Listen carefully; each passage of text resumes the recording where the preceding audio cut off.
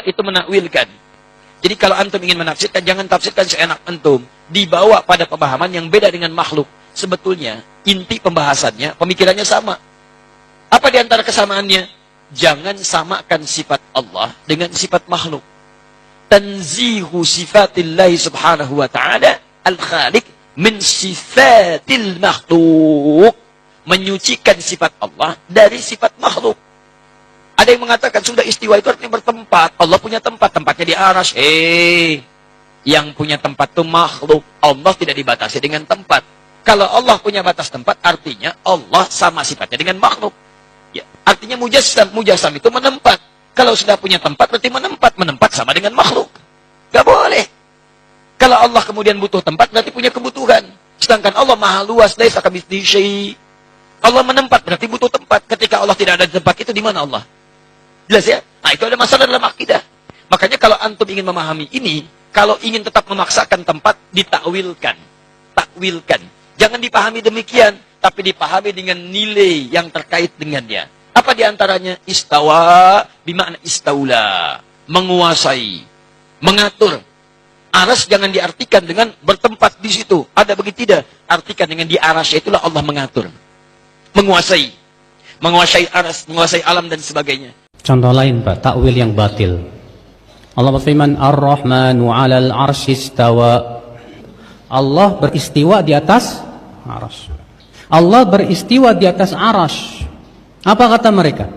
Istiwa itu dalam bahasa Arab ada 6 makna. Mana yang dimaksud dari istiwa tersebut? Kata mereka, tidak mungkin secara akal Allah beristiwa di atas aras.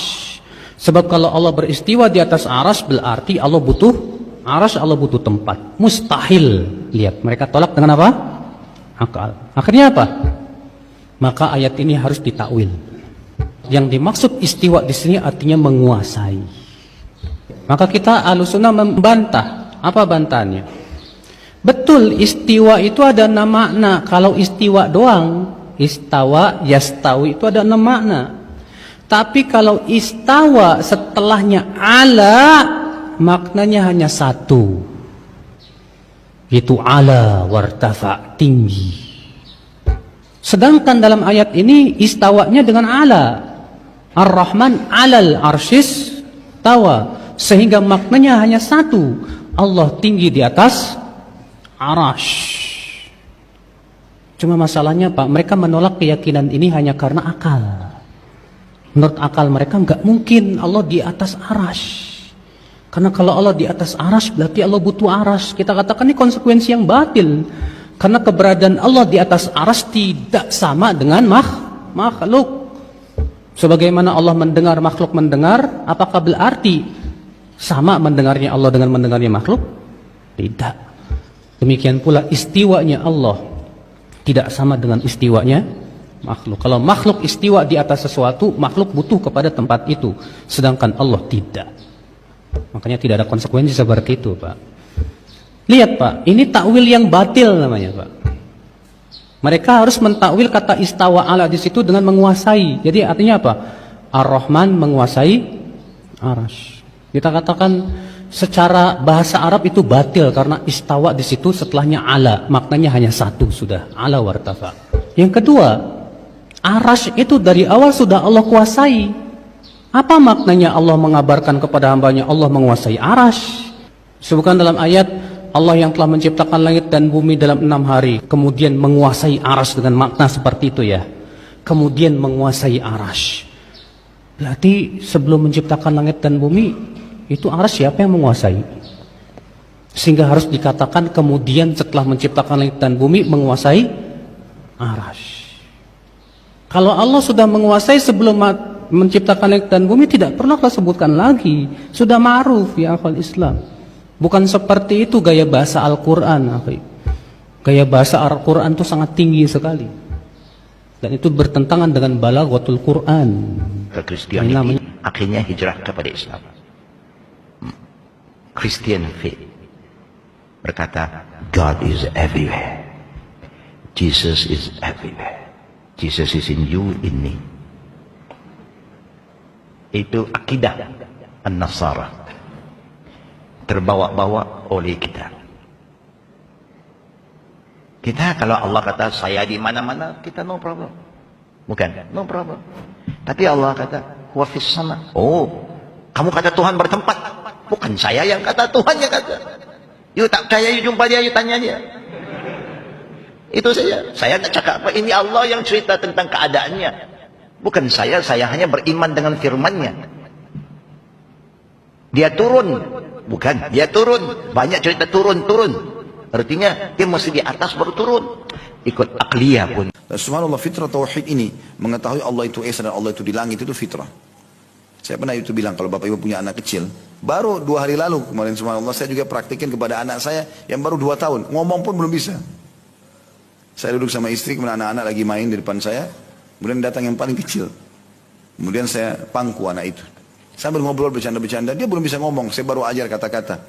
Terus tiba-tiba tidak di benak saya. Saya bilang, istri saya, coba dengar ya, kita tanya. Di mana Allah nak? Ngomong aja belum bisa. Subhanallah, alami tangannya begini. Tunjuk ke langit. Dan hampir semua anak saya coba praktikin itu. Semuanya, di mana Allah? Tunjuk ke langit. Padahal dia belum faham. Fitrahnya ada. Mengenal Tuhannya itu ada. Ini pernah diajarkan oleh dosen kami di Madinah. Dia bilang semua anak-anak yang belum rusak fitrahnya, kalau ditanya dia akan tunjuk ke langit. Padahal dia tidak faham itu. Mungkin secara zahir dia tidak faham, tapi ternyata seperti itulah secara alami orang tahu Tuhannya. Allah SWT dan Allah itu. Daripada makhluknya termasuk arsy. Kalau Allah di atas arsy, berarti Allah bergantung kepada makhluknya, yaitu arsy. Bagaimana ini Ustadz?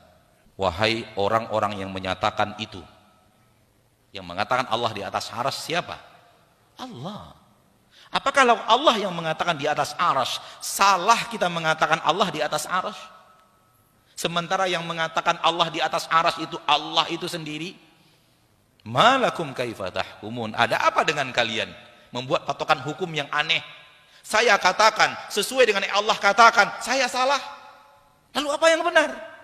Kalau saya nanti ditanya oleh Allah di akhirat, kenapa engkau berkeyakinan aku di atas arsy? Seandainya itu yang Allah tanyakan nanti kepada saya di akhirat, saya akan menjawab karena engkau di dalam Al-Quran mengatakan engkau di atas arsy. Lalu apa jawabanmu wahai muslim? Ketika Allah nanti bertanya kepadamu, kenapa engkau tidak meyakini aku di atas arsy? Padahal aku telah katakan di dalam Al-Quran, aku di atas arsy. Coba siapkan jawaban dari sekarang. Cari jawaban yang bisa menyelamatkan Anda di akhirat. Ya akhi, bagaimana Anda tidak mau meyakini sesuatu yang Allah nyatakan tentang dirinya? Apakah Anda lebih tahu tentang Allah dibanding Allah itu sendiri? Bukankah Al-Quran Allah turunkan untuk pedoman? Bukankah Allah menurunkan Al-Quran untuk diikuti? Bukankah akidah yang Allah nyatakan di dalam Al-Quran harus dijadikan akidah dan keyakinan? Oleh karena itu, melangkahlah dengan Al-Quran. Al-Quran menyatakan, nyatakan seperti yang ada di dalam Al-Quran. Al-Quran tidak menyatakan, jangan mencoba-coba menyatakan sesuatu yang tidak dinyatakan di dalam Al-Quran. Ini akidah yang benar. Begini cara bermuamalah yang benar. Begini cara mengambil ilmu yang benar dari Al-Quran. Allah mengatakan Allah di atas arsy. Namun Allah tidak mengatakan di dalam Al-Quran Allah membutuhkan arsy. Dari mana Anda punya keyakinan kalau kita keyakini Allah di atas arsy berarti Allah butuh arsy? Di mana Allah mengatakan itu di dalam Al-Quran? Di mana kami menyatakan akidah yang seperti ini di dalam kajian-kajian kami? Tolong cari. Anda bertemu saya menyatakannya, potong leher saya. Kalau ada saya menyatakan Allah di atas arsy, Allah butuh arsy. Kalimat yang terakhir. Kalau bertemu saya mengucapkannya dalam kajian, saya datang kepada Anda untuk penggal leher. Karena itu tidak pernah saya yakini seumur hidup. Bahkan saya meyakini Allah di atas arsy, arsy butuh Allah. Bukan Allah yang butuh arsy. Kalau Anda tidak berani menyatakan seperti yang Allah nyatakan di dalam Al-Quran, kemana Anda akan mencari keselamatan di akhirat? Taib. Fahamlah kita terlalu cerdas. Sehingga kecerdasannya membuat dia sesat. Kenapa terlalu cerdas? Karena rumus ilmu Allah, dia pakai rumus ilmu manusia. Letak kekeliruannya ada di sini. Dia berbicara sesuatu tentang Allah, rumus yang dia pakai rumus manusia. Raja di atas singgasana. Arsy itu artinya singgasana. Raja di atas singgasana, sedang enak-enak duduk, singgasananya diangkat, jatuh rajanya. Seperti itu juga dengan Allah. Allah di atas arsy-nya, ketika singgasananya dibuang, Allah akan jatuh. Gitu. Itu rumus manusia untuk manusia, rumus makhluk untuk makhluk. Anda sudah berbicara Rabbul makhluk, pencipta makhluk. maka jangan pakai rumus manusia untuk bicara Allah. Itu pintu kesesatan besar. Ketika Anda bicara Allah, pakai rumus manusia.